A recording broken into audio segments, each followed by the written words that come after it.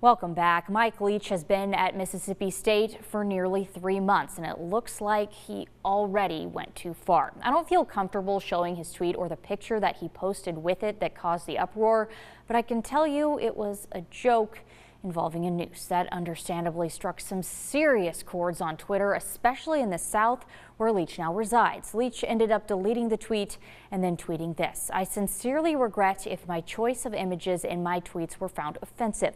I had no intention of offending anyone." He wrote that on April 2nd and has not tweeted since. If you follow Leach on Twitter, you know that that is an eternity for him.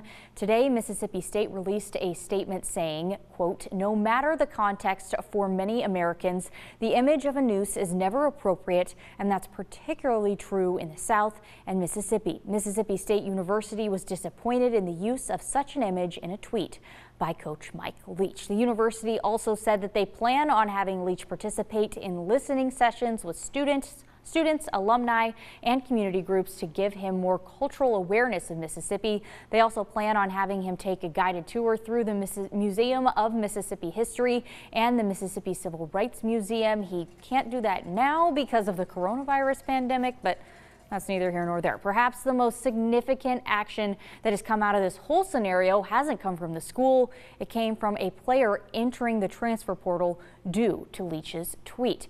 If you are a WSU fan who has followed the program outside of Leach's funny quips, this whole situation probably doesn't surprise you. This isn't the first time Leach has stuck his foot in his mouth on Twitter. He did so a few summers ago when he tweeted a doctored video of President Obama. The school said after the tweet that some donors altered their donations because of it, and that the school potentially lost $1.6 million. And it's not just on Twitter where Leach can misstep his bounds. Let me tell you, being in a losing press conference with Mike Leach is quite an experience. He would routinely go after his team in those settings, and in his final press conference at WSU, went after a journalist here in Spokane.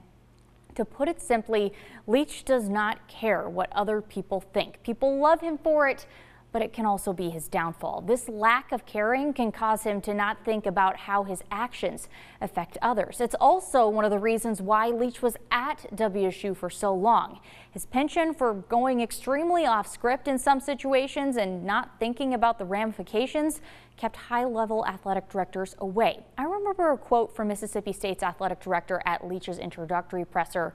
I want to play it here. "We didn't hire Mike Leach because he's got a great sense of humor, but he does. We didn't hire Mike Leach because he's exceptionally bright, but he is.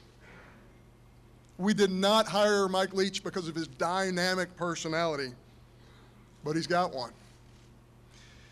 We did not solely hire Mike Leach because he's a visionary and a pioneer in the modern game of college football, but indeed he is. We hired Mike Leach because he's a disciplinarian." It's ironic. The first major act of discipline during Mike Leach's tenure at Mississippi State is against him.